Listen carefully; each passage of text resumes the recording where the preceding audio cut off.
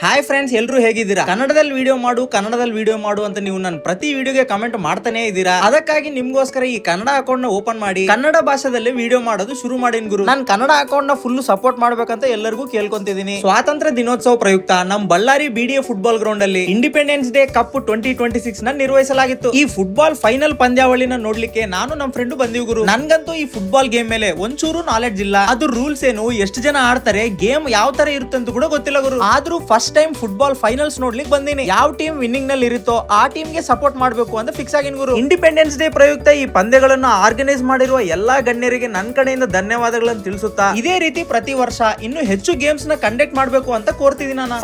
Final game ಅಂತೂ ಶುರುವಾಯ್ತು. ನನ್ಗಂತೂ ಒಂಚೂರು ಅರ್ಥ ಆಗ್ತಿಲ್ಲ ಗುರು. ಗೇಮ್ ಯಾವಾಗ ಶುರುವಾಯ್ತೋ ಯಾವಾಗ ಮುಗೀತೋ, ಅದಕ್ಕೆ ಯಾವುದೇ ಕ್ರೀಡೆನಾಗಿರ್ಲಿ ಅದ್ರ ಬಗ್ಗೆ ಸ್ವಲ್ಪ ಆದ್ರೂ ನಾಲೆಡ್ಜ್ ಇರ್ಬೇಕು ಅಂತ ಅನ್ನೋದು. ಓವರ್ ಆಲ್ ನನ್ಗಂತೂ ಸಖತ್ ಎಕ್ಸ್ಪೀರಿಯನ್ಸ್ ಆಯ್ತಾನ. ನನ್ಗೂ ಟ್ಯಾಲೆಂಟ್ ಇದೆ, ನಾನು ಫುಟ್ಬಾಲ್ ಆಡ್ತೀನಿ ಅಂತ ಬಾಲ್ ತಗೊಂಡ್ರೆ ಅದನ್ನ ಹ್ಯಾಂಗ್ ಹೊಡಿಬೇಕು, ಯಾವ ರೀತಿ ಆಡ್ಬೇಕು ಅಂತ ಕೂಡ ಗೊತ್ತಾಗಿಲ್ಲ. ಆದ್ರೂ ನಾನು ಆಡಿರೋ ಆಟಕ್ಕೆ ನನ್ಗೂ ಒಂದು ಕಪ್ ಅನ್ನು ಕೊಟ್ಟಿದ್ದಾರೆ.